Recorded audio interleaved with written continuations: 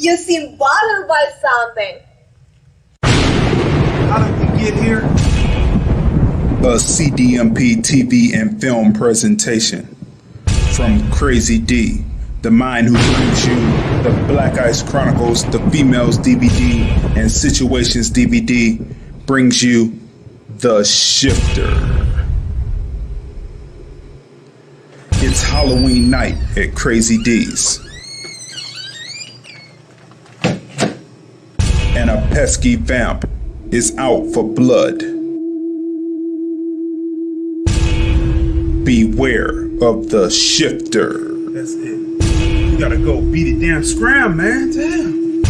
Why don't you be a doll and find me a place to change? I need a place to change my clothes before I go. What?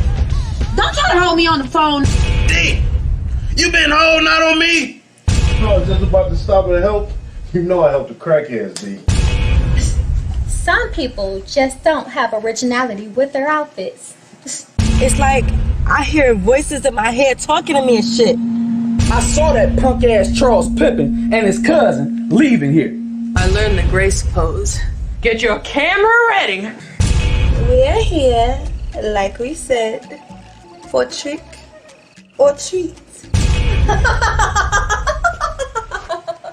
Crazy, what did you see? You seem bothered by something.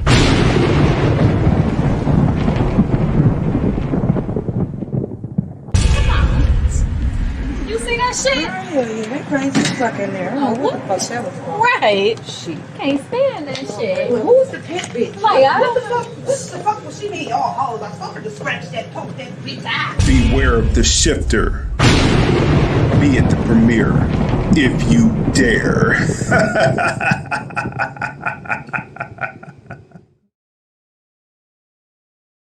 Are you gonna listen to the move? I've been out the loop since '09. Yeah, I'll be back to get at that, though. Check this. I'm at the motherfucking house last night. Guess what the fuck I see? What you see? Shamika, what's up? Fuck you think you fucking with? It's Maxwell, bitch! Fuck you in them shoes. Bitch, I'm about to stalk you with these shoes. I thought I told you to get a jump to Crazy D. I did give it to Crazy D. You know, D, you must have seen money in that. You know, he used to produce those nudie DVDs. Fuck you, thin man. I know you did it. Don't let your mouth write a check, cause I will take it out on your ass. Damn, man. You serious? I don't appreciate being roughed up by men, or should I say, male bitches. Yeah, you gonna work out. And we look for young ladies like you to host them. I look like somebody that can host your videos. That's right. So go change, cause we ain't got all day. Get off the house. Really good, though. I'm doing that bullshit. Crazy. What the hell? How you in my room? At the very same time that America refused to give the Negro any land, through an act of Congress, our government was giving away millions of acres of land in the West and the Midwest, which meant that it was willing to undergird its white peasants from Europe with an economic floor. But not only did they give the land, they built land-grant colleges with government money to teach them how to farm.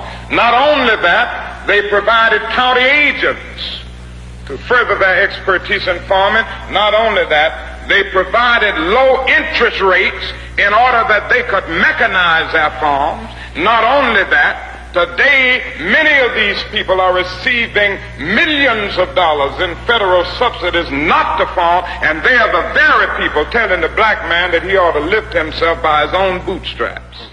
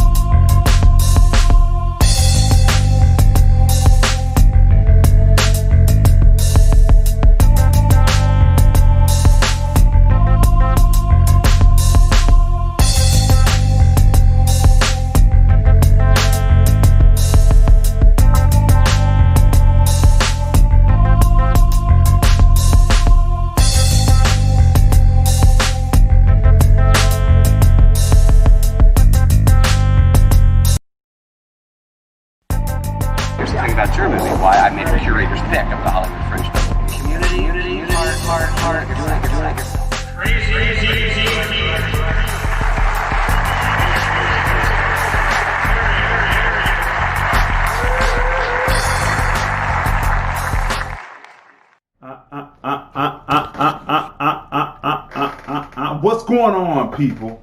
Welcome to another great episode of hashtag TFR Podcast Live OB. That's TFR Podcast Live presents Observations by Crazy D with my special host, guest host, my sister Tanya M. Congress. How you doing today? Let's check the sound. Let's see what's on and popping. Can you hear me? Can you hear me?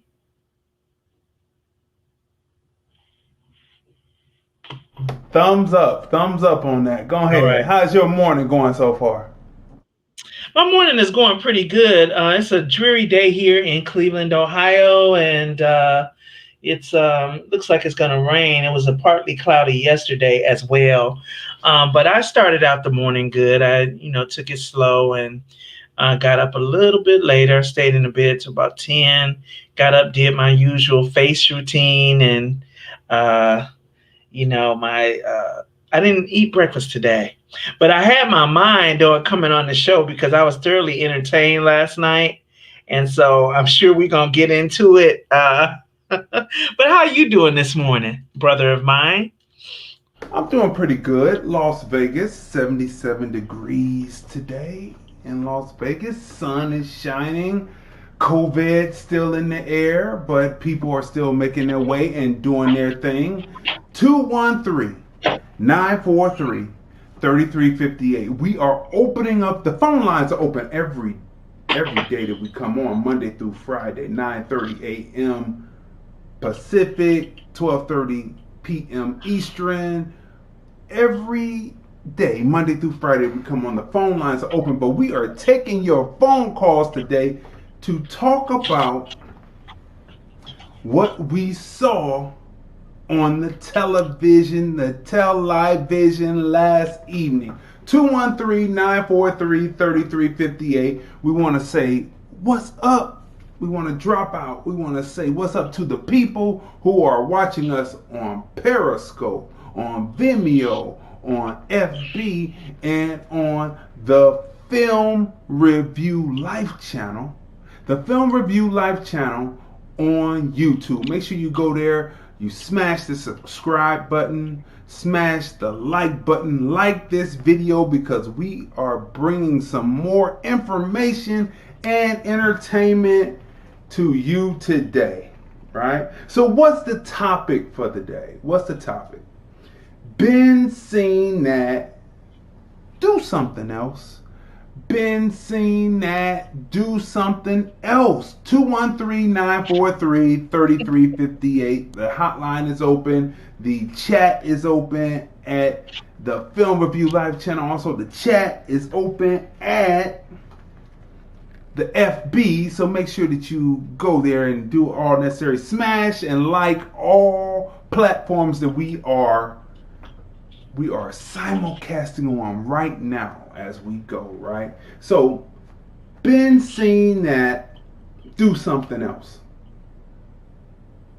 The fear from the written word and people's recorded comments lets us know people haven't been listening to black voices for the decades before, from the decades before, and really want to ignore, steal, and go back to being comfortable under their favorite quote-unquote liberal Caucasian once the presidency of Trump is over. Biden, still a segregationist, brought up Proud Boys, and Trump, true to fashion, did not disavow them, unlike Biden disavowed his connection to the anarchist Antifa. It goes to show, two old white men still have the American black and black diaspora, have them connected by the kahunas to react and panic because of lack of knowledge. 213-943-3358. So without further ado, let's just get right into this because we got plenty of definitions to look at and plenty of things to talk about, right? Good morning to everyone. Tracy Latrice, good morning to you. So let's go with the first meme that I thought was pretty interesting, right? Of course, I changed the number on it because we're now down to only 36 days. But 36 days until my president, not my president, second season starts. I love that show. 36 days until Not My President season 2 begins. I love that show. Let's keep going here, you know. Right. If you haven't seen Django, you should definitely watch it again. There's some hidden gems of information. Now, before the debate started last evening for us, night for other places, but evening for Las Vegas, right? This meme came out, and it was debate drinking game, right? Must take a drink or shot when either says the following: Biden, listen, Obama, look, fundamental, by the way, come on, man. Should have put man in there because, you know, that's when he's trying to put his black on. It should have had here's the deal in there too. Right. And then when Trump says China, lowest record, tougher, police, military. When he says that, you take a drink, right? So I thought that was a pretty interesting meme to start with. 213-943-3358. Of course, you know how we warm up before we get to the main event. Now here's another meme. All these are memes about the debate that happened last evening. Watching this debate is like watching two bitter divorcees fight for custody of the country. Watching this debate is like watching two bitter divorcees fight for custody of the country. The debate was not as interesting. It was like it has to be a trilogy. It's kind of like a good fight. Who knows who won that one? That could have been a draw. But then there was some tactics and strategy being used that both I and my sister believe was successful, right? And we're going to talk about that. Here's another. Biden created crime bill, but no law and order? Oxymoron. Like, you're sitting up there, you couldn't say that you were down with law and order, but you created the crime bill that put people away for life until Donald Trump came in and recovered. 213-943-3358 and reversed a lot of that. So let's continue on here. This one comes from the infamous DJ Remix. I will give him a shout out on this, right? This represents where I believe the mind state of, or I say the mindset of American blacks are right now.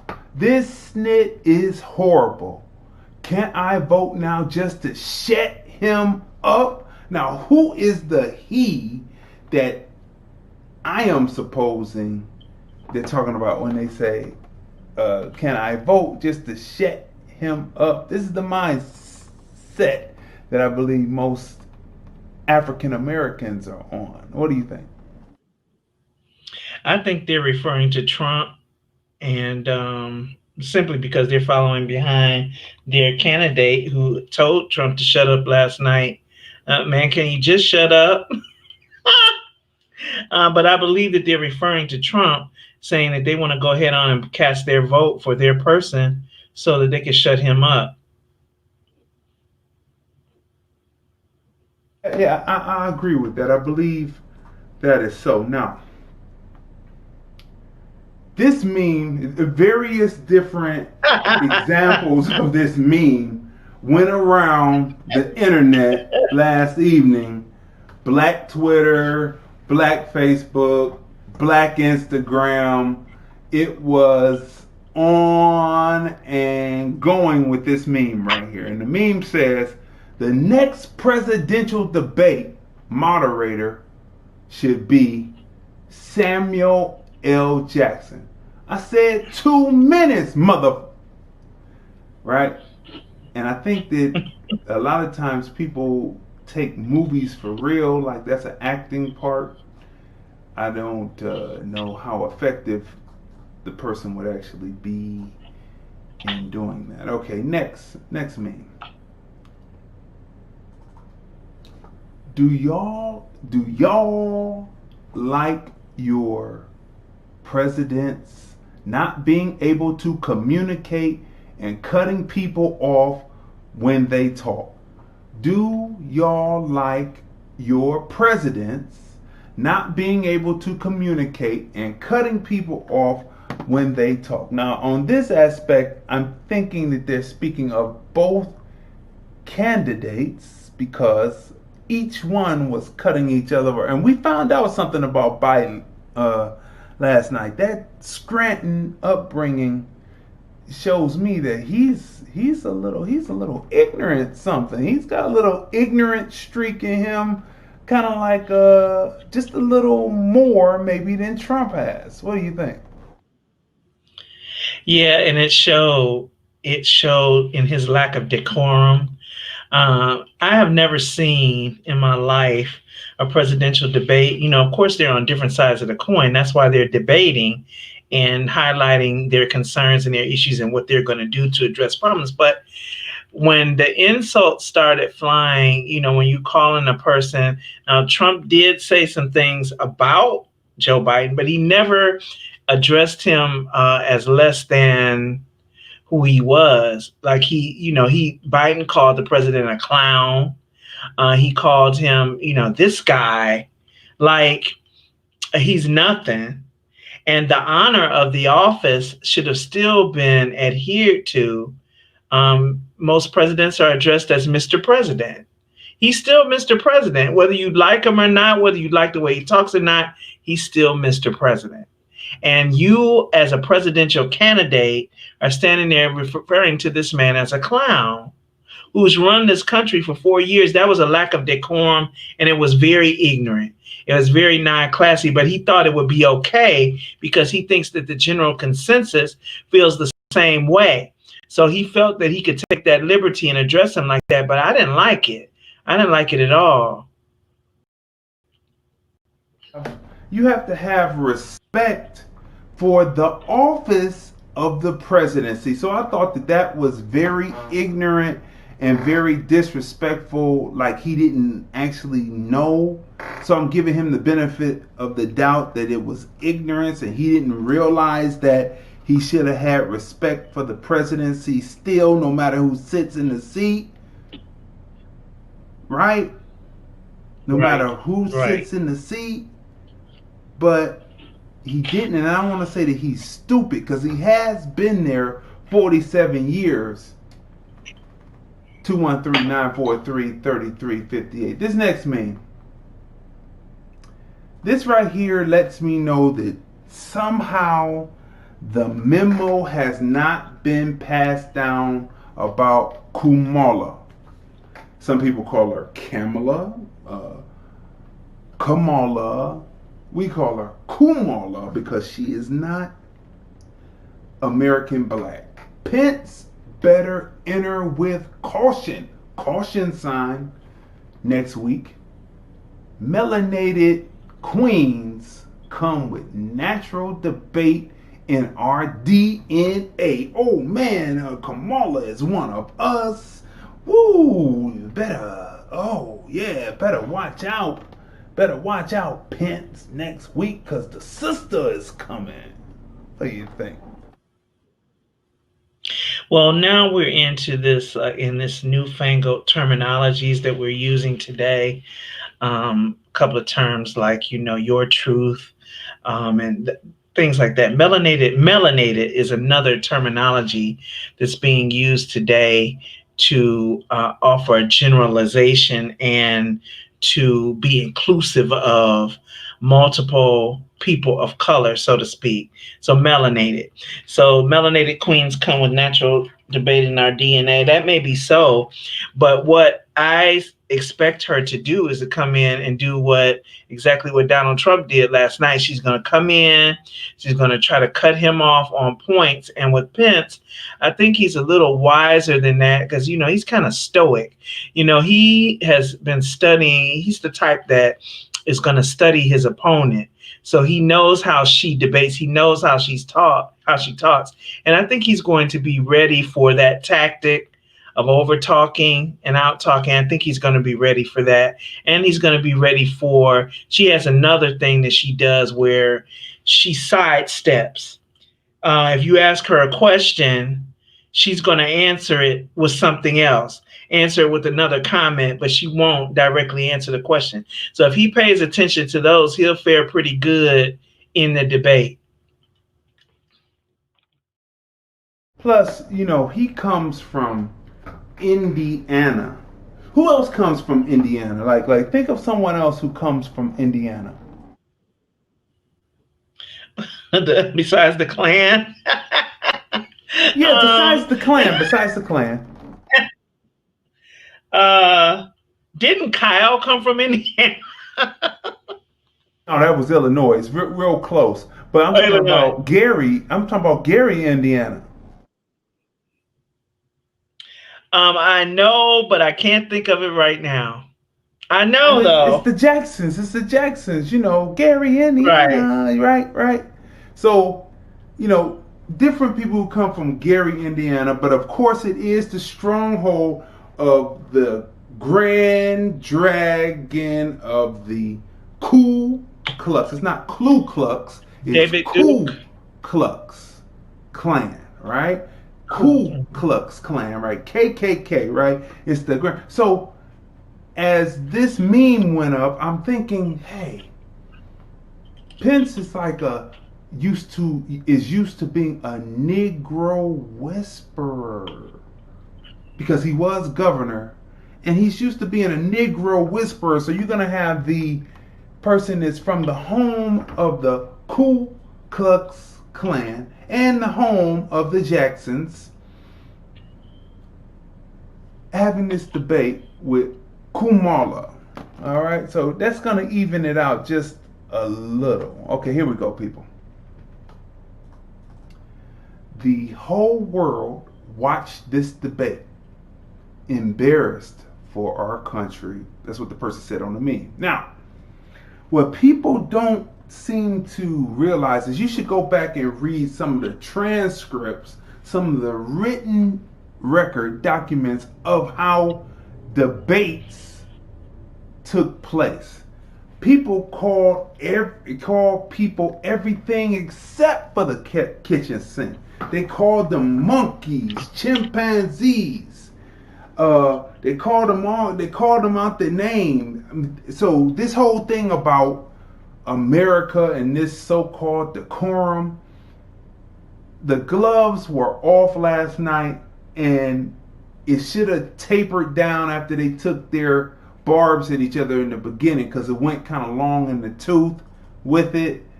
But people often insulted each other, and the other countries that you talk about saying, have you ever seen the Korean government in their parliament when they're getting ready to get down? They look like extras. They look like extras from a Run Shaw, Golden Harvest, Bruce Lee, Jackie Chan, Bruce Lee movie.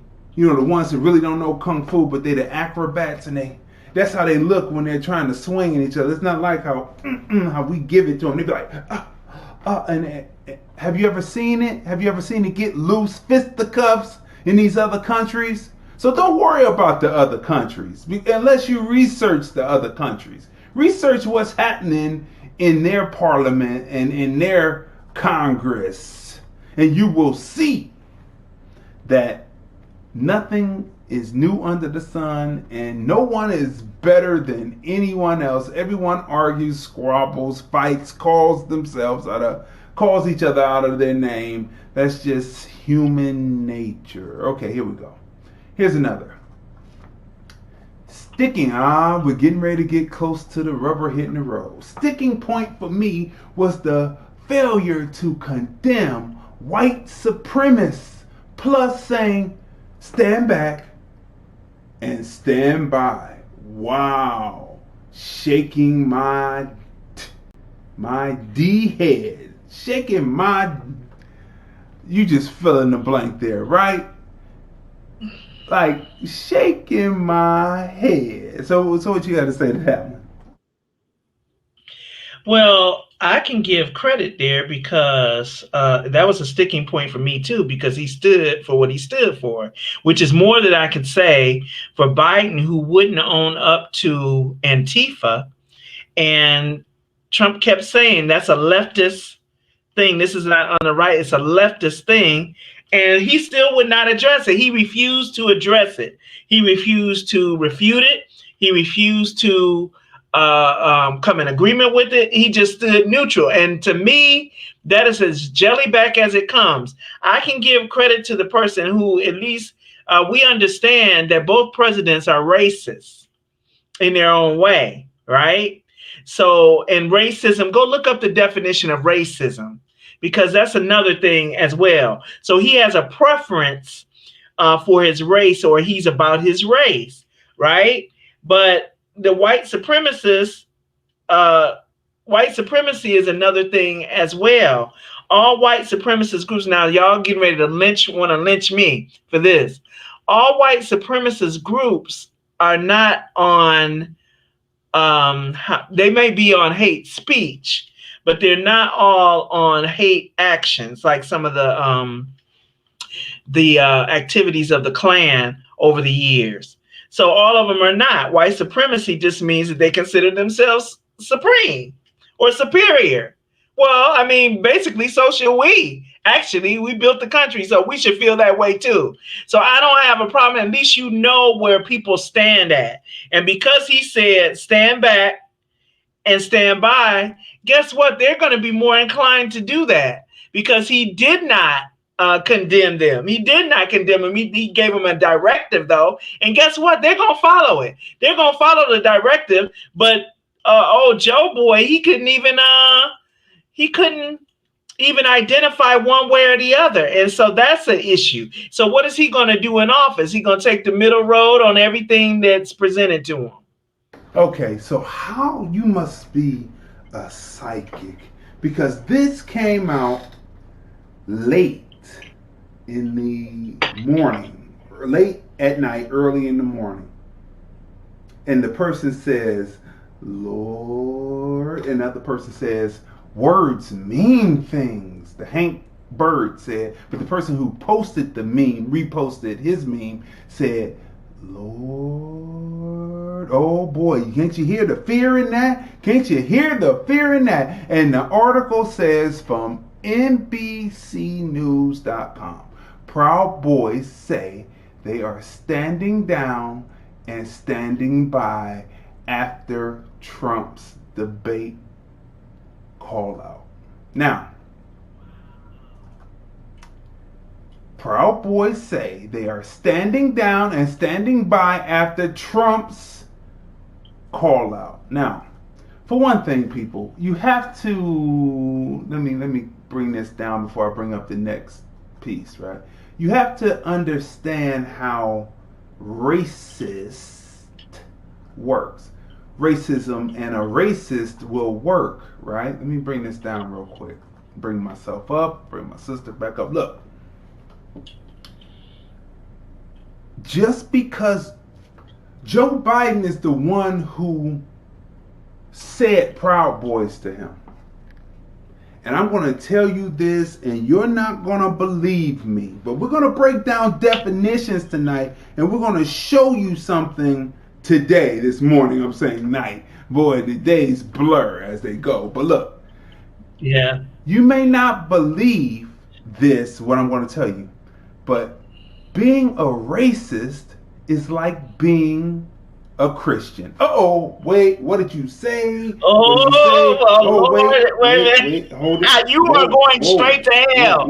You're going straight to hell. Don't pass go. Wait. What'd you say? What'd you say is happening?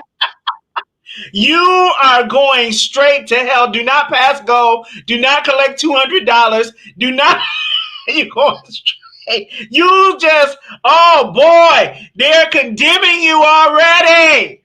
Okay. Wait. So listen now. Being a racist, smash the share button because we're getting ready to drop some information on you that you need to know. Okay? That you need to know. Let me fix my headsets. That you need to know. Okay. Information that you can use. Smash the share button. Smash the like button because we're getting ready to bring some information that you will have, that you will be able to use. It will possibly save your life. Okay, so I've already said that being a racist is like being I already said that. Being a racist is like being a Muslim. What did he say? Whoa, wait a minute, hold up, wait. And what do I mean by that?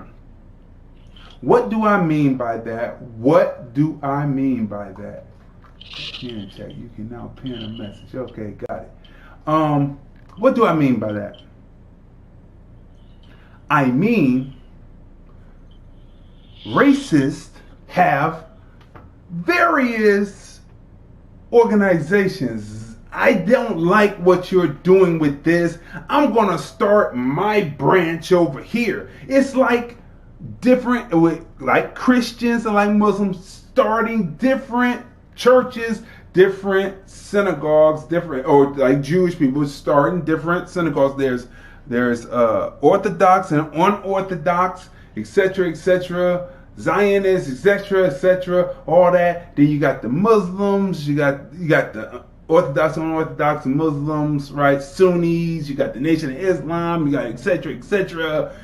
They have their different divisions. 213-943-3358. So when a person like Biden, who we're going to show you what type of racist he is, smash the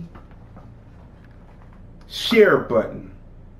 213-943-3358. I need to have some operatives call up. The phone lines are open. This is discussion day on this, right?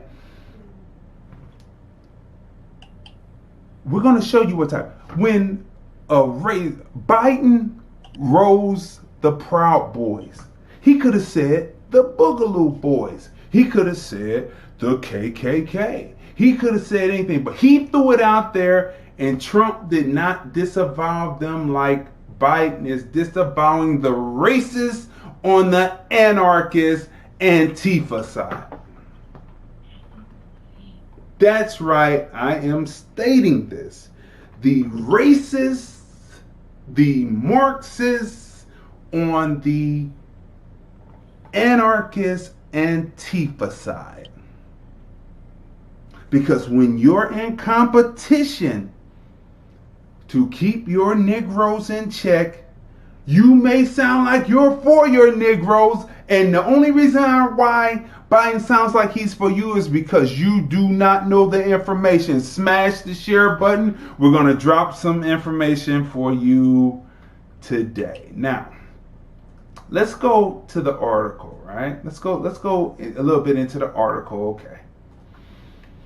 What are the Proud Boys, right? They give you what it is. The Proud Boys, a far-right extremist group, pledged allegiance to President Donald Trump on Tuesday night after he told the group to stand back and stand down during the first presidential debate. Many people on social media who identify with the group echoed the language, saying they were standing down and standing by. One known social media account for the group made stand back stand by part of its new logo, right? So this has scared you, hasn't it? Smash the share button. This has scared you. We know, because you have not been doing the research on this. So we're gonna scare you a little bit more this morning of what you don't know. Okay, let's go to the next paragraph in this. Let's see if I can read. Let me bring it down some, over some, so people can see it and I can see it. Okay. Trump was asked, all right, let me bring it up that way. Come on. Slow on the uptake there. There we go. Trump was asked by debate moderator Chris Wallace to disavow white supremacy during a part of the debate focused on race. Wallace asked whether Trump would urge white supremacist groups like inflamed violence at nationwide protests to stand down. Now, who brought the name up of the Proud Boys? Okay, Trump said to give me a name when asked to denounce a specific group, and former Vice President Joe Biden called out the Proud Boys. And did you see the look on Biden's face? Did you see what I call that old smug, that old conniving, old-faced look on his face? He had the Proud Boys. He sounded like he was up down south right then. The Proud Boys. And he had that little smirk with them teeth showing a little bit. Go back and watch it. Right? And then, but Trump did not denounce any far-right or white supremacist groups. And then he pivoted to talk about Antifa. Now, we've been telling you about Antifa, and we've been telling you about the anarchists. We've been telling you about the accelerationists. You need to go back to those episodes, because we tell you in those episodes, we break down everything. But seeing the reaction on people's profiles, smash the share button. Smash the share button. We're getting ready to drop some information on you. Seeing the response to this, and everybody is up in arms. Oh my God. Let me tell you something. Like I said on my FB last evening, unfortunately, the Civil War has begun, right? The vote is the accelerant, and it didn't take much. And remember, we had to watch the show yesterday where we talk about the triangle and who's in the middle of the triangle. We don't go backwards, we go forward, okay? So to watch that, you have to watch episode 25, 24, 23, 22, 21, all the way back to 1 to get the context of what's happening, because we've been doing building blocks, foundation, and building this structure, right? Now, let's go through some definitions, because I think that people are afraid, and they may be even in more fear after this is over, but you should know what's happening. And I can always tell people who are popping fresh, and they just they thought everything was fine. They had their white buddy, they had their white friends, and they were kicking it to the club, and they didn't know that when the people get jealous and certain things happen, that is racism, but you didn't know it. And so we're going to break it down. 213-943-3358. 213-943-3358. I was getting ready to come to you. What you going to say? Just real quick before I forget, now, that was a clever spin on that when he brought up the Proud Boys to President Trump, and he pivoted, because what he said without saying it is that these people are in place to deal with Antifa and the left wing. That's what he said without saying it. He said somebody has got to do something about Antifa. He didn't say he approved of it. He didn't say he was able to cleverly spin his words to not put himself in a liable position by saying that he was all right with it. He told them to stand down and stand back, and they then decided to do it. I knew they were. As soon as he said that, I knew they were, and he's not over them. But their purpose is different than the purpose of the left wing, even though they're both sides are racist. Both sides are racist, but the purposes are different. That's right. And so we're going to get to this. So, you know, I got a message because I wrote what I wrote, and then a guy named, his last name Evans, not a black guy, a white guy. Or maybe he was a Hapa, or maybe he was Hispanic, but he had Evans, so I'm thinking that he's a Caucasian, right? Because he looked Caucasian. And he said that the only people, I don't know who Antiqua is. I don't know if that was a racist slur or something. Antiqua and BLM are the only ones that are rioting, looting, and all that. And I said to him, I said, well, okay, so what? BLM is doing that, but BLM isn't a black organization.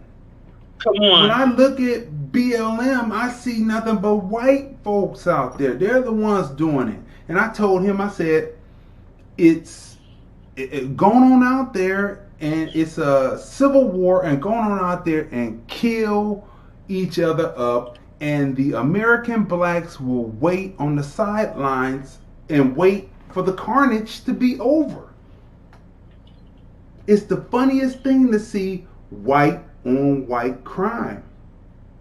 But this is a civil war, and you throw in the third part of the triangle, which is the force of the state, the police, and all of them are getting in there because two of them want to, well, watch episode 25, because we're not going backwards, we're going forwards, all right? So first definition tonight, we need to know some definitions, and we need to know what type of racist we are looking at, right? So let's look at these definitions real quick, and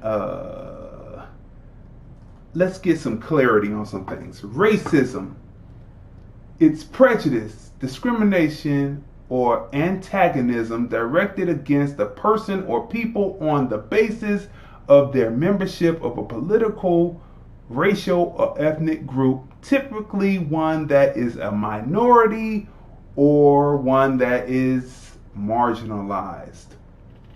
The belief that different races possess distinct characteristics, abilities, or qualities, especially so as to distinguish them as inferior or superior to one another. That is what racism is, right?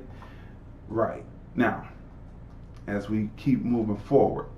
Now, they said prejudice. What is prejudice? I had a buddy that thought that prejudice was the same thing as racist. And I told him, and remember, I had been studying this since high school, graduating from a predominantly Polish Catholic school. And I had been studying this for years, and I said racism and prejudice is not the same thing. Though one comes into the other, but it's not the same thing. Back when I learned it in the dictionary definition was a preconceived notion against a person. But now the definition has advanced even further. Prejudice, preconceived opinion that is not based on reason or actual experience. See, it has been going on so long now, and that the definition has now advanced from a preconceived notion about a person to prejudice, preconceived opinion that is not based on reason or actual experience. Secondary in law. Now this is the noun, and secondary in law. Harm or injury that results or may result from some action or judgment, right? Now, verb, prejudice, give rise to prejudice in someone, make bias. Your prejudice. All right? Now, in the law, cause harm to a state of affairs, right? So that is what prejudice is. We have to give these definitions so that you can know what you're saying and what you're doing. Now, some people think that racism, prejudice, and bigotry is the same thing, but they are not. They are not the same thing. They could be considered byproducts of each other or symptoms that lead to the other, but they are not the same. Bigotry, intolerance towards those who hold different opinions from yourself. If you watched Archie Bunker, right? All in the Family. Archie Bunker was considered a bigot, right? He practiced bigotry because he had an intolerance towards those who hold different opinions from what his opinion was, right? Obstinate or intolerant devotion to one's own opinions and prejudice. This is the secondary definition. The state of mind of a bigot overcoming his own bigotry. Third, acts or believes characteristic of a bigot, right? Now, the original name, it comes from Old French language. Insulting term for a Norman. It is not clear, however, this word bigot, excessively religious person, right? So the Normans in France, by this definition, were excessively religious, and the French who believed in free love and opening and I feel the desire, Pepe Le Pew type stuff, right? For those who remember Looney Tunes, right? Excessively religious person is in fact the direct descendant of the Old French slur that was applied to the Normans, right? So that's where the term bigotry and bigot comes from, right? So we're dropping definitions on you, and I'm going to have my sister come in and give you a perspective on it so far. Yeah, see now, prejudice, racism, and bigotry. Hopefully you looked at those definitions and paid close attention. Now, with some people and some groups, one or more of those overlap. Like we already seen the word prejudice come up in the definition of bigotry. So it's having an obstinate holding on to something very sternly, holding on to a prejudice to a point that you can't accept anybody else's point of view concerning that thing. This is how Archie Bunker, how he was depicted. And so that doesn't necessarily mean, like, we never saw Archie Bunker going out and doing anything violent to the people that he had prejudices against. Now, next door to him lived George Jefferson. That's where the show The Jeffersons was a spinoff from. And George Jefferson he owned a cleaners. He was a businessman and was doing well in life. Yet, because Archie had these prejudices, when George Jefferson's son, who was friends with his daughter's husband, that was always getting some kind of snide comment from Archie. And Lionel would come over and Archie would make some kind of snide comment based on his prejudice, which the prejudices were derived from ignorance. Most prejudices are. Remember the definition of prejudice. Prejudice is without reason. You have this slant or this this opinion towards a particular group of people, and you don't have reason or experience to substantiate why you feel that way. So Archie Bunker, because of his prejudice or his predisposition towards how he looked at certain people, how he looked at black people, he didn't understand why Michael, his son-in-law, was friends with Lionel. He didn't understand Lionel's look on things. And how did Lionel deal with Archie Bunker? Lionel just kind of laughed at him. Lionel was, his father, they were pretty much affluent because his father was a business owner, right? So Lionel just kind of laughed at Archie. It was like, and then he would look at Michael and be like, yeah, he tripping. He was giving him that tripping look. So understand, when you understand these terminologies and these definitions, you understand that every group is not predisposed to violence towards another group. They just don't want to be around them. Okay. So what ultimately happens to Michael, right? Or those, what we will call the hippie movement. We talked to the hippie movement. And what happened to George Jefferson's son, Lionel? Well, because George Jefferson had the Cleaners, possibly he moved on up and branched out and did his own thing and was successful as well, right? But we're doing parallel, right? And we're looking at what happened in the 60s. Most of the flower children went on to live in what you would call middle class or upper middle class neighborhoods that were all Caucasians. They sooner or later turn around and become that which they thought they would never be, but they come around to it, and that's what we see. And we're going to leave that right there. That's for another show. But you just have to look at it. So when you're out there, well, watch the previous shows because we laid that out in nauseam. Okay, here we go. Let's break down what's very important to still descendants of slavery. Let's break down what slavery or enslavement is, right? Slavery or enslavement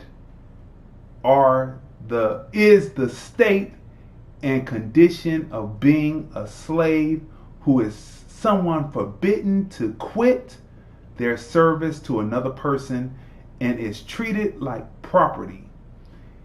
In chattel slavery, the enslaved person is legally rendered the personal property, quote unquote, chattel of the slave owner. Now, you say, what is chattel? What is chattel? Now, when we were coming through the definition in the book, but definitions develop over time.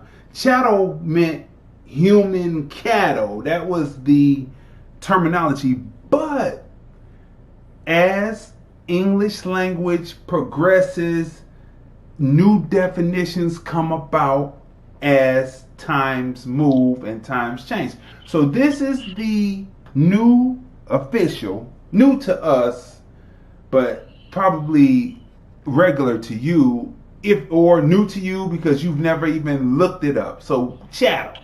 Chattel is the movable personal property that can be either animated or inanimate property, such as hogs, furniture, and automobiles, right? This is for tax purposes, right? All right, so now, here's the $1 million question, right? Is slavery still happening? Is slavery still happening? And this is why we tell you all the time. Let me bring this down before I bring Tanya in.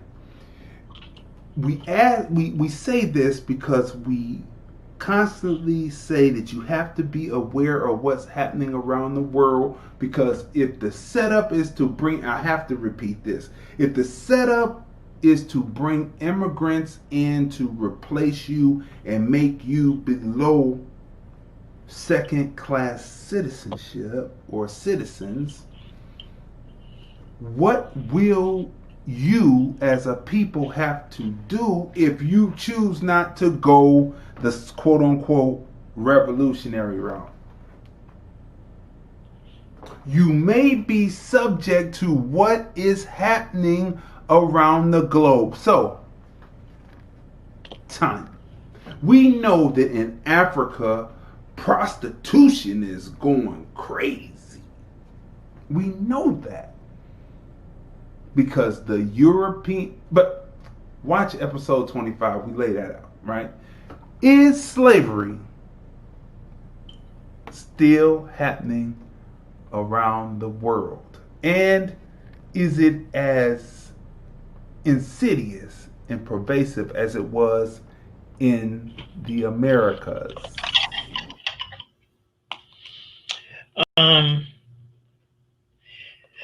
You gave the definition of chattel slavery. In reference to that, no, unless you want to use it in a figurative sense.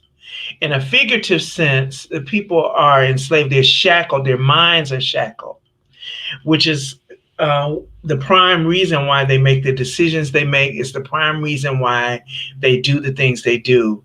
All over the world, like we were talking about parts of Africa, go back to those other episodes, but anybody that feels like they need to go into an industry in order to make money, in order to sustain their lives, that is a debasing industry, that's an industry that takes away your self-worth and things like that, that is a type of slavery.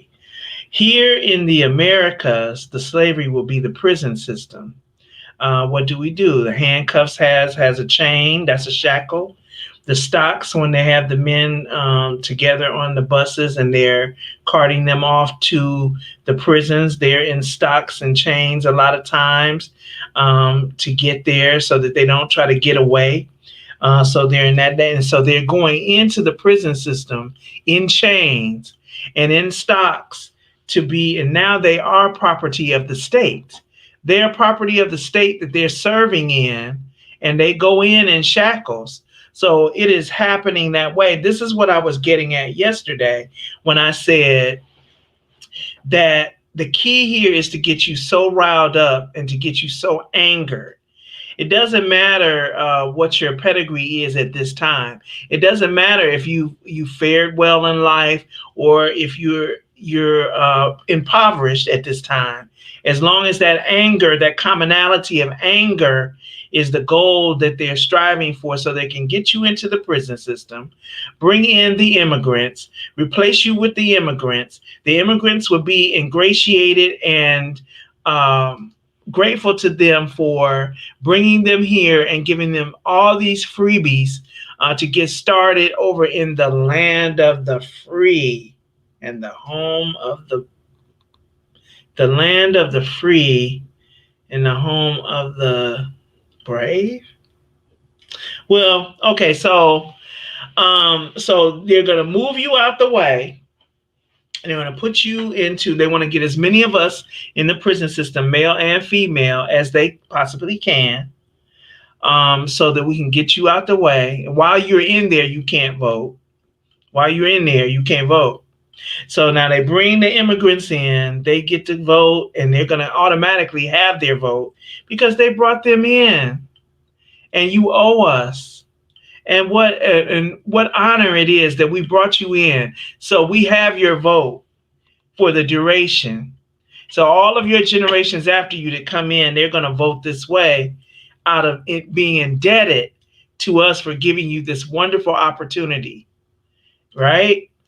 And so there is a slave. And now, the only way we fall for that is if we get an agreement when we don't stand up. We get an agreement by continuing to do things the same way and expecting change. See, ain't y'all proud of me? I haven't started yelling yet. I wanted to start screaming. I haven't started screaming yet. Y'all should be happy with me right now. So that's the whole thing, is to get you off track.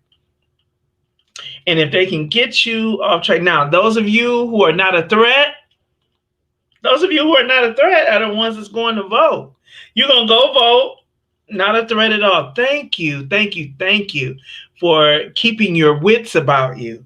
Thank you for voting. Thank you for keeping your wits about you. And we're not going to give you jack bone. We ain't giving you nothing. But thanks. Thank you. You was a good nigger. Thank you. Okay. All right. So remember, the premise right now within this, been seeing that do something else. The premise within that, the subtopic within that is, does slavery still exist around the world? Now, this may be shocking, but you have to know what's happening around the world so you can prevent it from coming to the first world. That means you have to fight tooth and nail. Have your children educated so that they can go in there and fight tooth and nail to make sure that American blacks are not put into a situation like this. Unfortunately, ladies and gentlemen, slavery is alive and well around the world, which makes your leaders that you're voting for extremely racist because they know it. But they're not going to do anything about it because it's not their country and it's not an outcry. And it's not our problem because we're trying to make sure that we don't fall for the same thing. So let's look at this. What countries still have slavery? As of 2018, the countries with the most slaves were: number 1, India. Have we been talking about India? Who is coming across and coming into the country to take these jobs? Who is coming in? Who might have been freed? 8 million Indian slaves in India. China, 3.86 million slaves in China. Pakistan, 3.19 million in Pakistan. North Korea, 2.64 million. Nigeria, very interesting. I wonder if the Igbos are still up to their old tricks. Igbos in Nigeria, 1.39 million. Iran, 1.29 million. Indonesia, 1.22 million. Here we go. Democratic Republic of Congo, 1 million. Russia, 794,000.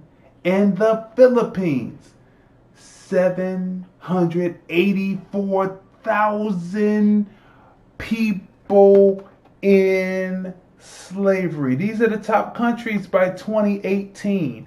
And we are letting in immigrants. Where are they coming from? What type of experiences did they have? Is it anything goes because they come from that class? What are we doing? What are we setting our families up for by not knowing who's coming in to the country? So yes, that is a shocker. That is a shocker, people. I was shocked. You think that slavery is over and that we talked about it, but that's their slavery in the country, and that's for them to get their reparations in the country once they are able to abolish slavery. That doesn't mean they come in on us when we're still trying to get ours. But it's like, I feel bad for them. But who's going to feel bad for us if everybody's coming in and taking everything that's supposed to be ours? Yes, there's still slavery. Yes, oh my, it's probably just as disastrous and evil as it was here. Nothing could be as nasty and evil as it was here. But slavery exists around the world and bleeding heart for them, but fix your problem over Nigeria. Nigeria still has slavery. Nigeria, the Democratic Republic of the Congo, still has slavery. And on the other side, they being colonized by the Chinese. Go listen to episode 25. Is that not just the most shockingest revelation? And that means that your leaders who say nothing about it, who travel country to country, they know what's going on and they say nothing about it, but this is what's happening. Some of them are probably benefiting from it. That's why they're not saying anything. For another show at another time, I'm wondering how much of those numbers, that was 2018. I wonder how much of those numbers included children. We were privy to a video that I sent you, and we watched, we touched on it. And I'm not going to get into it right now, but I wonder how many of those in that number count at that time were children. So that should have decreased by now, given the situation, given what was happening and what took place. It should be decreased if that number included children. But you still have slavery in these places. And what happens is you have corruption in all governmental leadership. Governmental leadership or governments. I've always said, you hear me say this a lot, and I posted it a lot, got me in trouble with Facebook a lot of times. Fine, don't care. That the harlot of this world's religions is perpetually hard riding the beast of this world's governments. And what that means is there is no separation between the two, the religions and the governments. They are bedfellows. And they deny that their relationship when it's convenient. They deny their relationship. However, because they are bedfellows, when they are lying together, they use the religious part as a justification for their deeds and why these things are okay. But then when the microscope is on them, they begin to denounce one another as being in a relationship with each other, right? Sounds like it sounds like an affair to me. You know how you have the other woman and then you deny her, right? Sounds like an affair, but they are bedfellows. So when you see this corruption, when you see that slavery is still in effect, and we know along with slavery comes inhumane type treatment of the slaves. Now, I would probably go and research the treatment and how they're being treated in these different countries under slavery, because some people may be being treated as indentured servants and not, being beaten and stuff like that. But nevertheless, everybody has a right to freedom. You're not born on this earth to just be a slave to other people and make them money. See, that's the whole thing about slavery. You are free labor to encourage or to make it possible for the people who own you to make more money, but they don't have to pay you. And that's not fair in any part of the world. It's not fair, yet it still happens. And it's the leaders that when they get ready, they may have prejudices, they may have racist attitudes, but when they get ready, they're holding hands in agreement with that particular action that's taking place in those countries, because there's a mutual benefit between all of them to keep that in place. To keep it in place. Okay, look, people. The name of this episode is Seen That, right? The name of the episode is Been Seen That, Do Something Else, So we've talked about the slavery around the world, and we've talked about the prostitution in a certain continent. You can go back to episode 25. So there's certain things that happen, like this debate and Trump saying stand back, stand down, has gotten people up in arms. So then all of a sudden they become popping fresh. Oh, I'm pro-black. I'm wearing my black beret, red, black, and green. Seen the let's get ready for the revolution crowd. Robbing banks. We've talked about that in previous episodes. Seen that. Do something new. Oh, let's get out this country. This country is not fair to us. Let's go back to Africa. First of all, we never were there, so how could we go back? Sounds just like what the people, Thomas Jefferson and his movement to send you back to Africa, back to Liberia. 213-943-3358. Seeing that, do something else.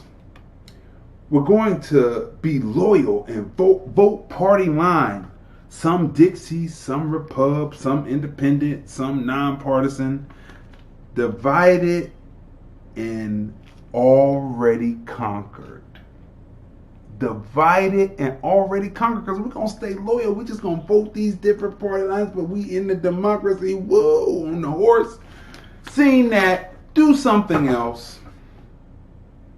Run for office in a system not built for my kind to see election to the highest offices in the land. Oh, and I compromise when I get to Washington. Seeing that, do something else. Oh yeah.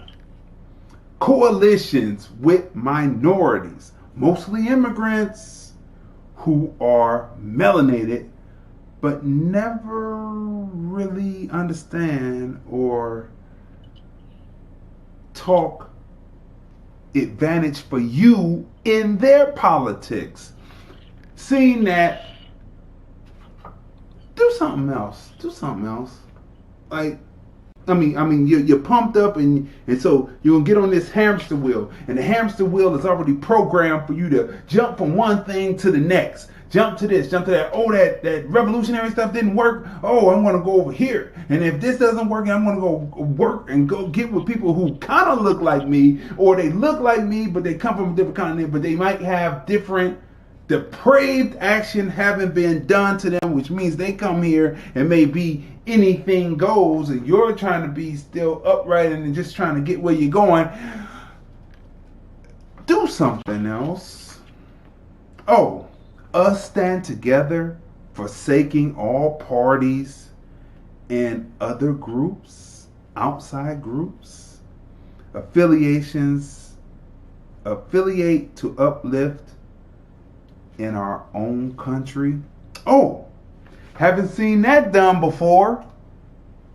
So people, as people get to knowing and seeing this, and people get through Poppin' Fresh, and they go through these different hamster wheel, they think that they're actually doing something brand new, but they're not. They go through the hamster wheel, and sooner or later you have to get off the hamster wheel, out that mindset, and come to your mind state. What is education? It is an organized space where knowledge is provided so that the people can release what's naturally in them, their natural gifts, their natural ability to comprehend, their natural ability to create, to make a mind state, not a mindset that says go to work and this is what you're trained to do and you're this and be on this hamster wheel and talk about it but never be about it. Okay, people.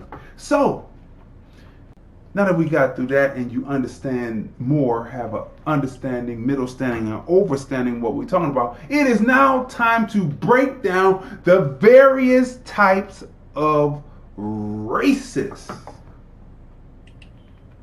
We've been through the definitions of what racism, bigotry, prejudice is.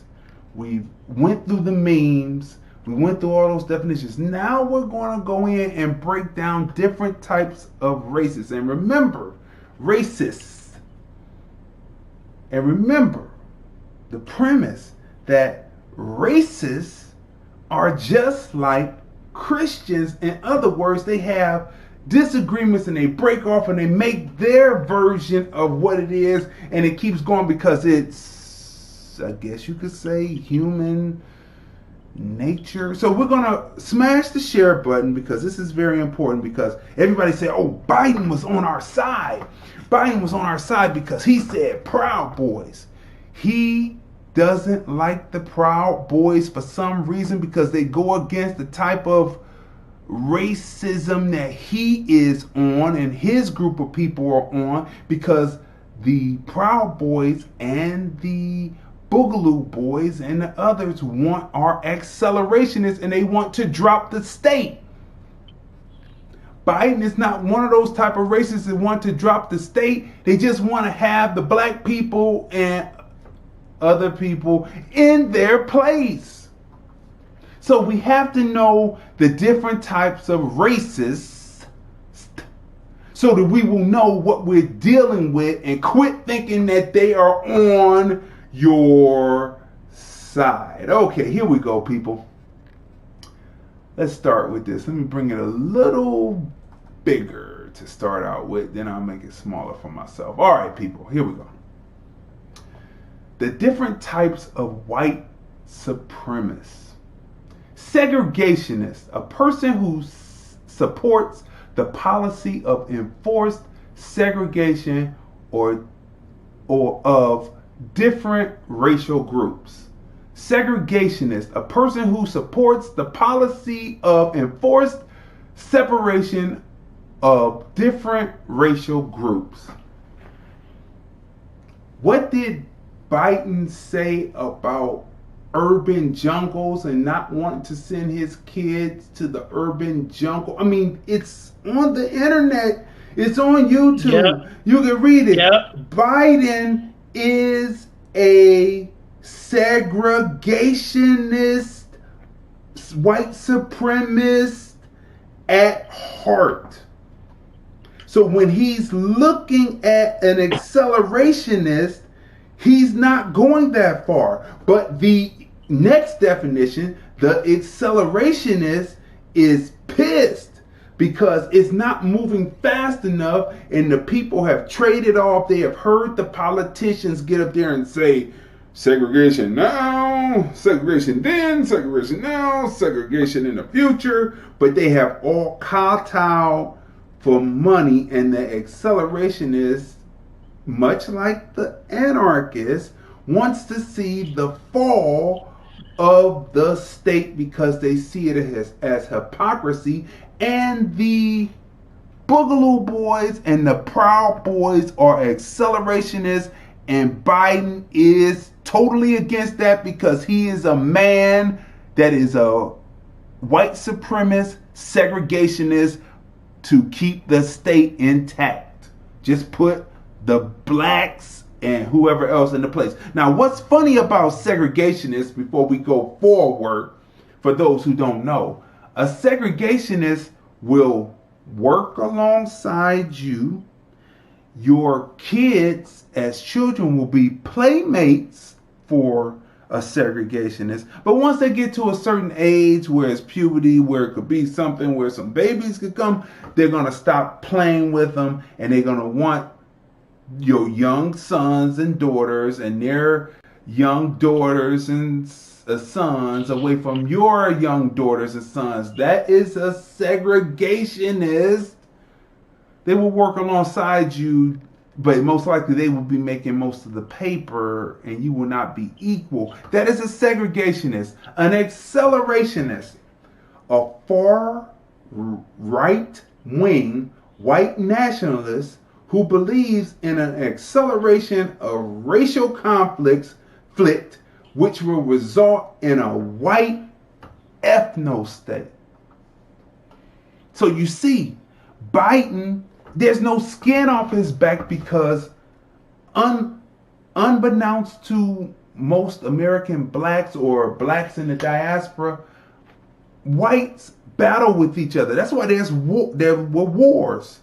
Because I like my racism over here in America, but your fascist racism over there, you came over and learned from us, Germany, to take over there and to affect the Jewish people. But you went a little bit too far, and you went to fascist, and you wanted to take over everything. And we don't like that. We like you having your racism in your continent. We have our racism in our continent. Do not try to come over and implement your racism.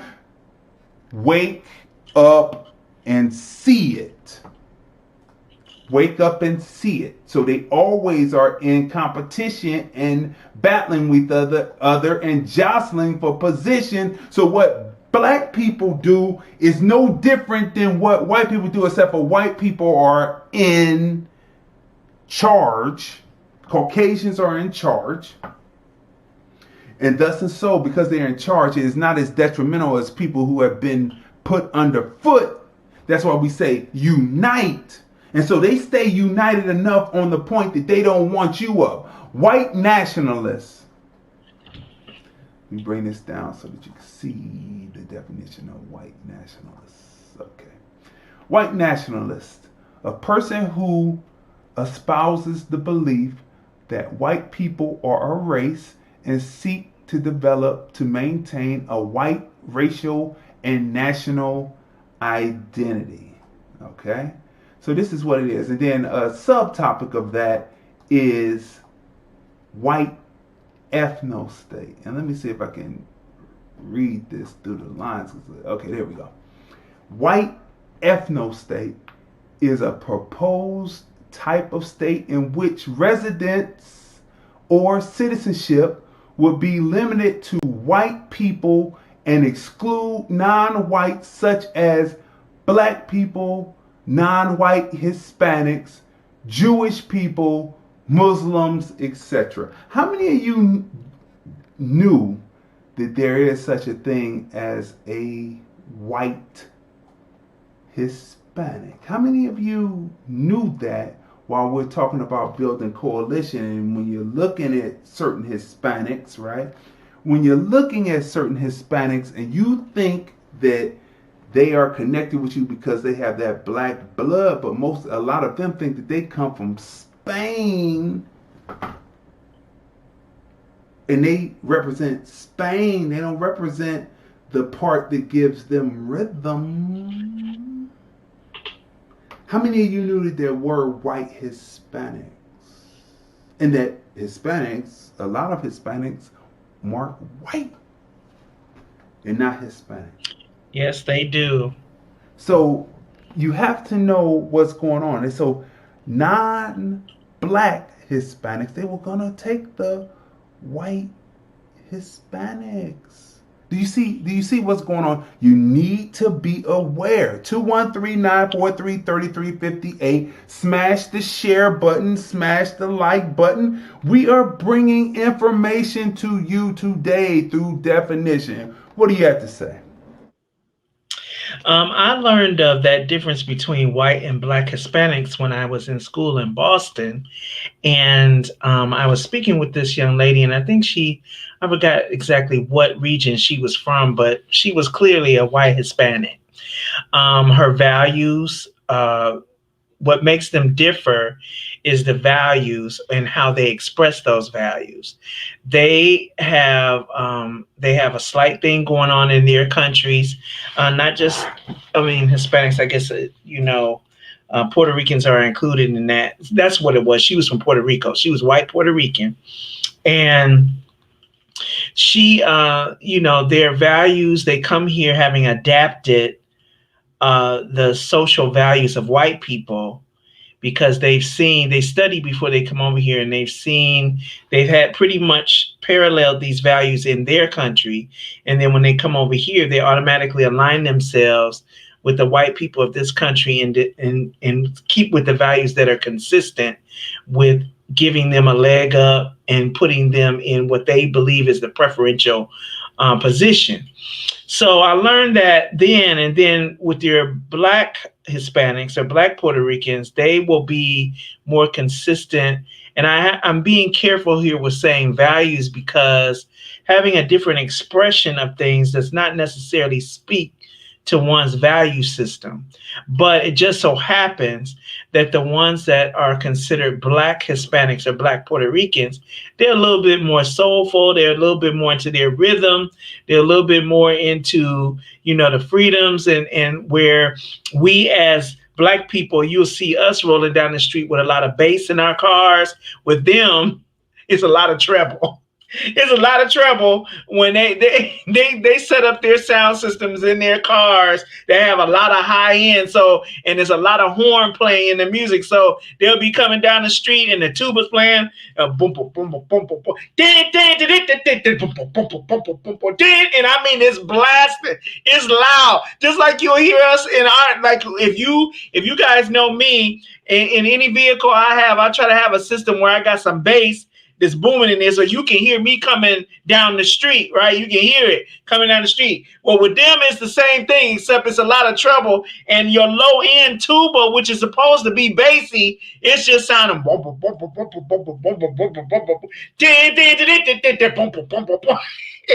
it's funny. It's the funniest thing. It's the funniest thing, and it's just us inverted, right? But that's what this thing, the values and the way we express our liking for music and stuff is different than those that classify themselves as white Hispanic. All right, people. So you see, all right. So now we're getting ready to keep on going on with definitions. Smash that share button. Make sure you tag people to this, that you link people to this. People have to know this so that they can stop thinking that people are on your side. There is a category for every Caucasian and non-Caucasian that is considered non-Black, right? So we've talked about segregationists, that is Biden, accelerationists, the Proud Boys, the Boogaloo Boys, nationalists, white nationalists. We talked about that. Now we're going to talk about another type of white supremacist, and that is the white separatist. Now you see how these kind of knock into each other because someone didn't like what the other person was doing. They broke away. That's why I said it's like, I should change it up and not say it's like Christian. It's like churches. It's like temples. It's like mosques. It's like synagogues.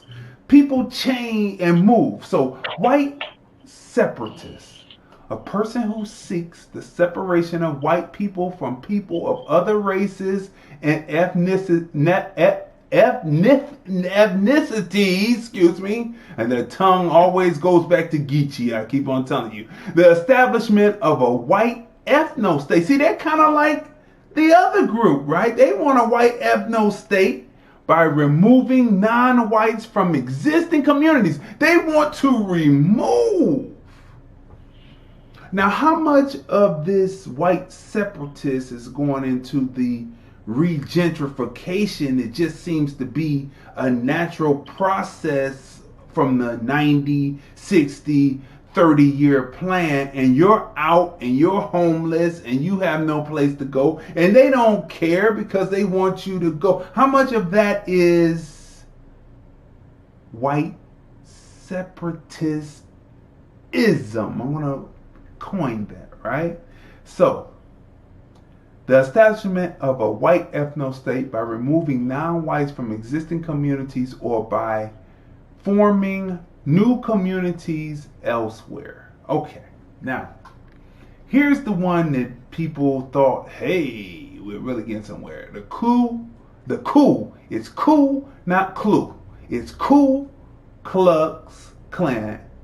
Only 2 L's in the name, no L in the front. Ku Klux Klan is an American white supremacist hate group whose primary targets are African Americans as well as Jews, immigrants, leftists, homosexuals, and until recently, Catholics. So this is a hate group that goes out and does burns crosses and did the night rides and they did the lynching, right? They're not exactly in vogue right now with the others because they just want to move people out, and they might call them in for intimidation to move people out, but then they're gonna say we're not gonna want you because we don't want you burning crosses and having all this ceremony because we just want a white ethno state and we don't want to remember what we had to do to get this white ethno state. So you're out, Ku Klux Klan, KKK. Smash the share button. Smash the share button. Smash the share button. What does Trump fall in all this? Where does Trump fall in all this, right? Where does he fall? Neo-Nazis, a person who seeks to revive and implement the ideology of Nazism to promote hatred and attack minorities, or in some cases to create a fascist state. Now remember, Biden is a segregationist. He believes in the state. He believes in the state the way that it is. Here's the neo-Nazis who want, they are what you would call accelerationists too, because they want to drop the state, and they will use the accelerationists to drop the state so they can make this fascist state. But a fascist state is not an ethno state, so there is a division right there. 213-943-3358. We are dropping. Are we over your heads today? Are we over your heads today? Did you not realize that there were different types of races? I've been at this for 30 years, knowing what I'm coming in contact with when I am out there on the battlefield, because it is a battle every day to get home safe, sound, and still breathing in this society today for the American black man and the American black woman. Not to mention that you have other ethnic groups, we're not a minority, but other groups that are immigrant that want to take on the role of those who have traditionally oppressed us.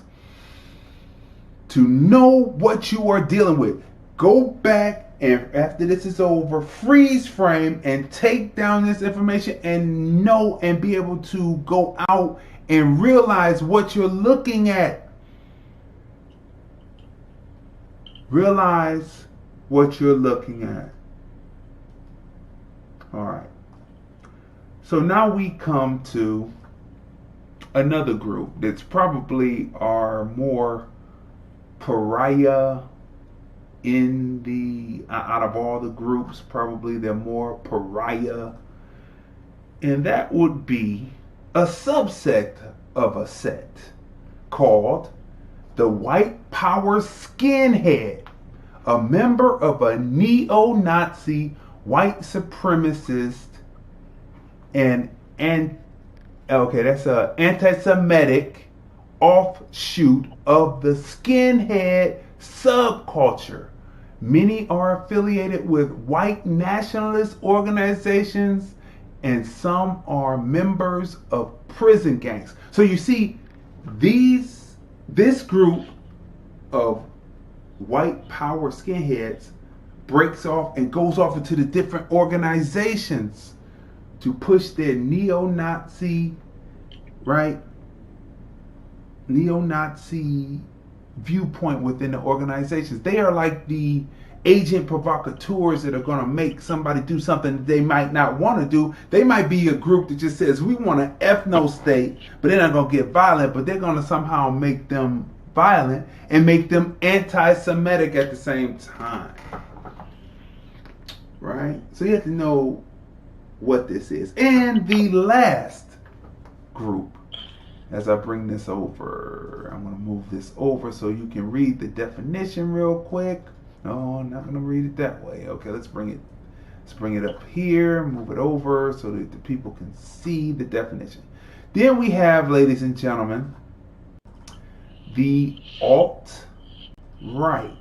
Now, this is a group, an organization that has cleaned up their act. They're not Klansmen, and they're not out there skinheading it. They have that swoopy hair, and they try to look like Adolf Hitler, but they try to look smooth and hip and metrosexual and all that, and they try to look the part of an everyday, average, racist Caucasian. Is there anything else? But anyway, okay, let's go through it. Alt-right, alternative right, is a horizontal, loosely connected far right. Now, we've heard that word horizontal before, right? Where we heard it? We've heard it with the anarchists and BLM, right? Horizontal, loosely connected, far right, white nationalist movement based in the United States. Originally largely an online phenomenon, the alt-right has since established a presence in various other countries, right? So those are just some, because then they break off into subsects. I'm telling you, it's like churches. And they break off into subsects, and somebody didn't like what it does, and they're not moving fast enough for them, and so they do this. So when you heard Biden say the Proud Boys, he doesn't like the Proud Boys because the Proud Boys are accelerationists. And just like the anarchists, why he's on the anarchist, you want to know why he's on the anarchist side? Because the anarchists are Marxists, and when you do history, we told you before, but I will repeat this, that Marxism is not good, communism is not good, because it is based on people who are Caucasians or bleached Asians, and they are not for American black people or the black diaspora. And we have learned that throughout history, and we will probably do a show on created groups who were American black, who took on those fundamental beliefs and were found to be left hanging, like the blacks out there will be left hanging once these people go back to their conclaves and their rich homes and wealthy people and say it was just something to do for a couple of summers or something. But now that was my summer vacation for a couple of years, but now I'm getting ready to go out to Aspen or the Hamptons or the Poconos or Palm Springs, Palm Beach. And I'm just gonna kick it, or Acapulco, and leave you guys to be arrested, sentenced, and murdered in the streets. Because it is racist. So why Biden supports the anarchists is because they feel that they can just shut them off. But the anarchists are on something else. They are about the collapse of the state. And the only way that the Democrats, that the Dixiecrats are going to be able to shut Antifa and the anarchists down is they're going to have to put in the force of the state that they are criticizing Donald Trump about. Total hypocrisy, too racist, why we're not voting for either one. You figure out where Donald Trump stays. Or has Donald Trump made a hybrid where he works for people because he wants to be known as a good president, but he's still racist, right? Has he made a hybrid? That's for you to determine. But Biden has already shown that he is a segregationist. And the only way they're going to be able to put this down, like eve of destruction, is they're going to have to shoot it through the eye.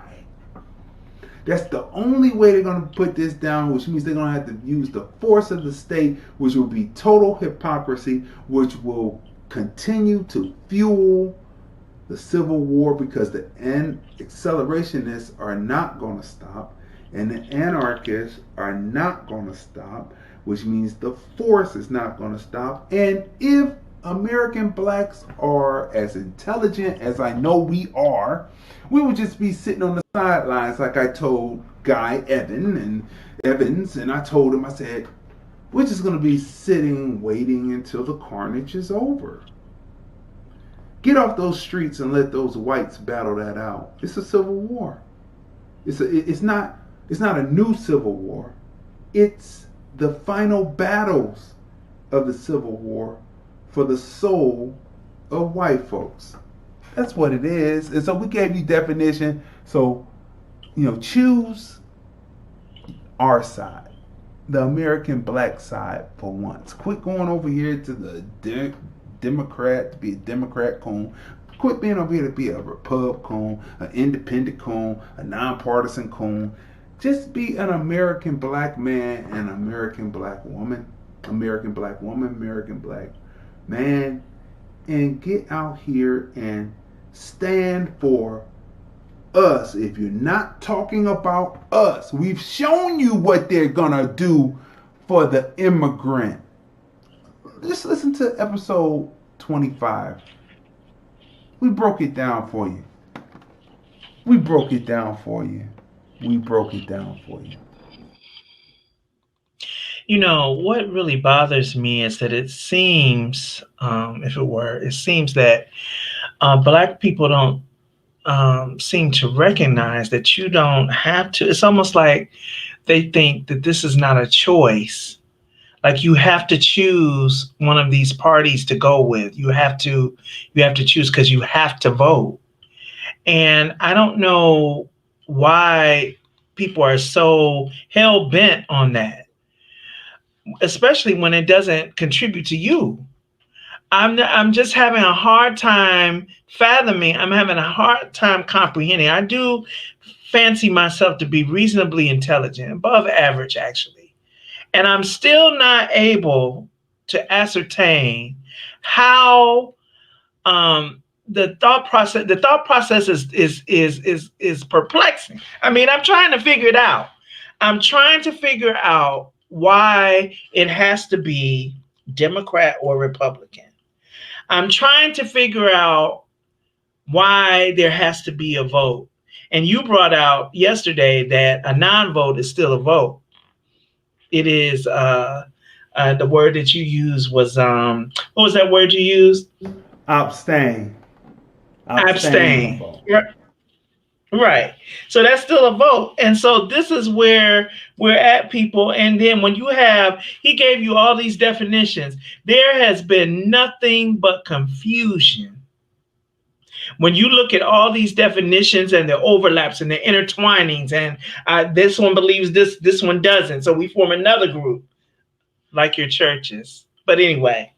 So when you look at all the intertwining and overlapping and things like that, it is nothing but confusion, which the scripture says that God is not the author of. God is not the author of confusion, but of peace. So that means that the author means the foundation, where it originated. So if God is not the author of it, then it must be, if you believe in Satan, then Satan is the author of it, and it's being implemented by man, which I just keep it with us because we've been given the dominion over the earth, right? So here we go. Then they've got these groups who don't want to identify as nothing. They just floating. They floaters. Oh, we're floating down. We're in the nationalists. We're in the supremacists. We're in BLM. We are, we're horizontal and we're loose. Well, horizontal and looseness is a position of being in bed, right? So you are a cause whore. That is my term. You are a whore of different causes, and whatever is going to make you feel good and give you that climax at the time is what you're going to go with. Whatever seems like it's going to make you feel the best is what you're going to go with. What the heck is that? What is that? What is it? So we presented this to you, and we presented that on both sides have this type of undergirding that they have these different causes, and none of it has to do with us. None of it gives a plan that has to do, well, you know, President Trump did give a platinum plan. He gave a platinum plan. Right now, it's just a plan, right? And kudos to him. Kudos to him. It's very, I could tell that some thought went into it and some consideration went into it. But we gonna still need that money, though. We still need our reparations. We still need that, all right? We need that, the freedom to pursue our own avenues to get things done. And money answers all things, says the scripture, all right? So we're gonna need that money, though. But choosing either side to vote for is not going to get you reparations. And since nobody's mentioning it, we have to cry loud and spare not. We have to stand on the rooftops of every marketplace, market square where there's stuff happening and say, hey, you remember us? Remember the backs you beat and then stepped on to build this country? You remember us? Because we're not going to let you forget. And not only are we not going to let you forget, we're not going to let you bring immigrants in here in our face and then give them everything that belongs to us. So that's not going to happen, not this time around. Now, I know, see, some of y'all, you know, it's like, well, you know, you're sounding like you're preaching. Every time somebody gets passionate about something, so you want people to come in like Father Flanagan, and you want people to come in and speak real nice and genteel and say, well, you know, guys, if you could just take the time to listen to us, because we do have forward thinking and we're not presenting a threat to anyone. We just want you to hear us, and we want you to understand where we're coming from. We want to work with you guys. We want to make a cohesive unit and make a cohesive effort to bring this together. That has not worked. We've been doing that since the 60s. Since before I was born. I was born in 66. We just got the right to vote in 65.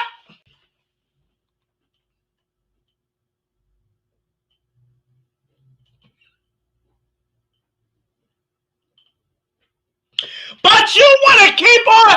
I don't understand. We got some mental illness going on here. And it's perplexing because the mental illness is with some of the most intelligent people. Y'all intelligent. Y'all can solve math equations. You can write papers. You can write speeches. You can start businesses. But you can't think straight when it comes to this. It must be in the air. It must be something in the air. It must be something that we're breathing that's making us mentally inept. It must be in the food. It must be in what we're drinking. It must be. Something is wrong. It's been wrong. Why don't somebody call in and explain it to me? Because behind our backs, you're going to be saying all kinds of different things. But we're not calling to address the issue. Now, this is a forward-thinking broadcast. We're open to other people's opinions. We do not slam your opinions. However, we have to give you facts. And if you have gotten for 26 episodes, 52 hours of information, that is more than a college course in a semester. 52 hours of information. Not to mention the hours that went in to prepare the information to present to you who are too lazy and slack and lackadaisical to go and look up the information for yourselves. We gave it to you. And you're going to sit here and act like, well, we just got to get Trump out of there. Stop on stupid. Stop.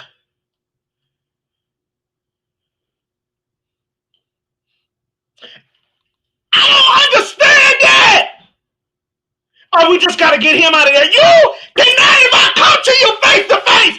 You can't even give me a sound, reasonable reason why you don't like him other than what the media told you, because you've done no research.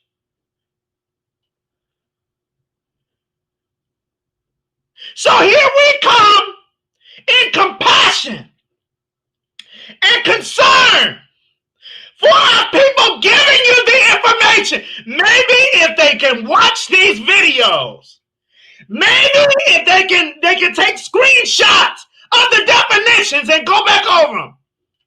Maybe if we can get them to do that, it will wake them up. But I think, I'm hopeful. But just like anything else, where truth reigns, there's always an opposition to truth, because some people, minds are too lazy because you don't want to go verify. Yes, you're supposed to fact check what we tell you. Yes, you are, but you don't want to do that. You just want something that can be believable to your spirit, which is off kilter. You want something that is believable to you and keep you in your comfort zone. Well, you know what? You stay right there. I have a prejudice too. And my prejudice is against jellyback.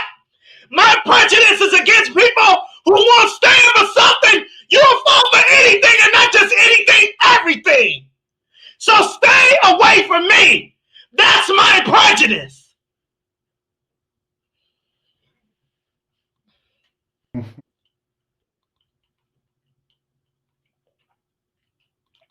I can't hear you.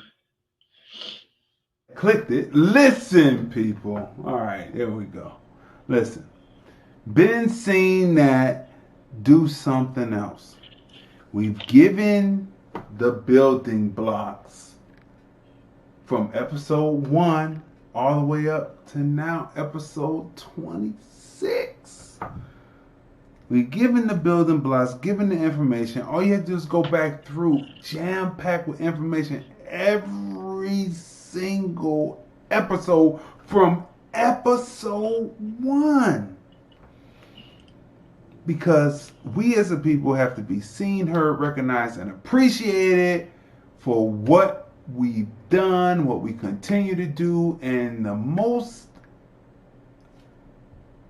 exact way that they can show us, the most appreciative way they can show us that they see it, is to begin to prepare our repair by getting ready to prepare those monthly checks for reparations for life,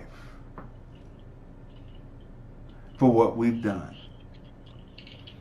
We've laid out everything in this episode. We told you about the immigrants that are classified as white. We've broken down the definitions and why you can't think just because a Caucasian says something against another Caucasian about a racist group that they aren't racist. You have to figure out what type of racist they are, because they're in competition with each other within keeping their foot on our neck.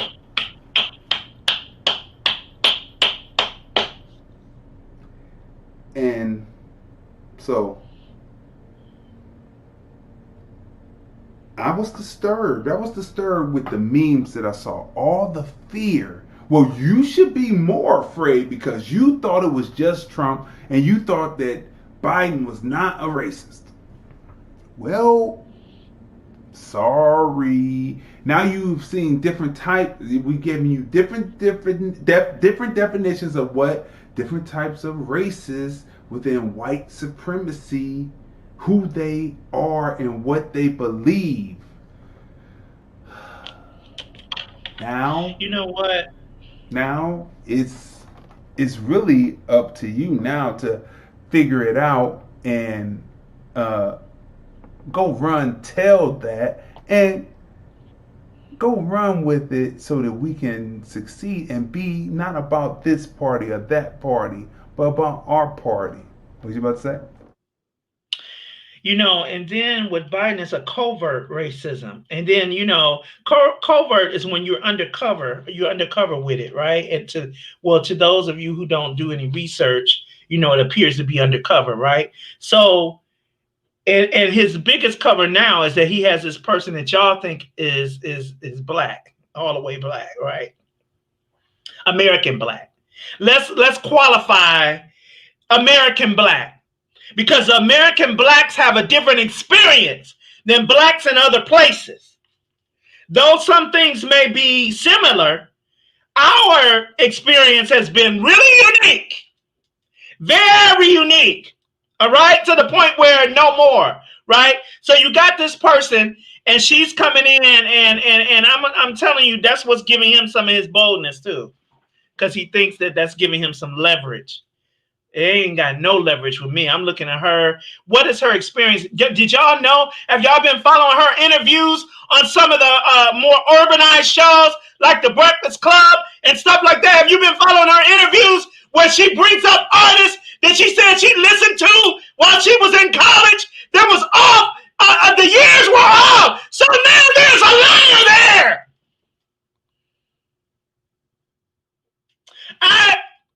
I'm done for now because I can't. I'm done. Okay, people. If you don't really have an idea of where to start, remember, hashtag TFR Podcast Live, the film review, movies, music, culture, politics, society podcast, where we talk about movies and music and how the culture and politics were reflected in those and how it reflected on the society then and now. That is our flagship show every Sunday at 5:30 p.m. Pacific, 8:30 p.m. Eastern. You can hear the replays on iHeartRadio. And of course, we have this show Monday through Friday. Hashtag TFR Podcast Live OB. Monday through Friday, 9:30 a.m. Pacific, 12:30 p.m. Eastern we begin, right? And you can hear the replays on Spotify. Just go to the search and type in hashtag TFR Podcast Live OB, and they come up and you can watch them, you can listen to them. But to watch them, you can go to the Film Review Life channel on YouTube. The Film Review Live channel, and just go hashtag TFR Podcast Live or hashtag TFR Podcast Live OB, or just go to Google and type in hashtag TFR Podcast Live or hashtag TFR Podcast Live OB, and it just comes up in a cascade, at least 10, 20 entries or more. More now. The more we do shows, the more it is. Okay, anyway, people. What can we say? The flagship, we talked about society, culture, and politics within music and film. And so we always stay true to that on either platform. And so if you are naive, I won't say naive, and not knowledgeable about what we're talking about, what we're speaking of, there are 3 programs on that you can go watch. You can watch The Watchmen, Fargo Season 4, and Lovecraft Country. These are fictional shows, but they are based on true events within history. The Lovecraft Country has some sci-fi in it. Fargo is based on Fargo, and it actually happened. Only the names have been changed. And Watchmen deals with Tulsa, Oklahoma, and the destruction of Black Wall Street. And now coming into modern time and how that plays out today. Beautifully put together. Each one of them have historical points in it, which helps you understand. Have a middle standing, an overstanding of what we are saying. If you need to see it visually, what they are talking about is accurate historically, but the content is a fictional depiction. So if you have trouble having a comprehension of what we're saying, you can see it in form. We represent and say that these shows are to watch and give you context. And as you begin to research, you will say, oh yes, this is true. So we've given you from episode 1 through 26, episodes 104 through 110 and 121 up to episodes 133 of TFR Podcast Live. All of these episodes lay it down from coronavirus to society to politics to culture to music to definition. And that's it. That's what we could do. So this has been another robust show. Each show is different. No repeat. We keep moving forward. You have been watching, and we are appreciative of all our people on Periscope, Vimeo, YouTube, and FB who are watching, and those who go to the replays on Spotify and the replays of hashtag TFR Podcast Live on iHeartRadio. We are appreciative of you and your viewership and listenership. And we will see you tomorrow on another great episode of hashtag TFR Podcast Live. We'll see you tomorrow. We're out. Here's the thing about your movie, why I made the curator's pick of the Hollywood Fringe Festival. Community, heart,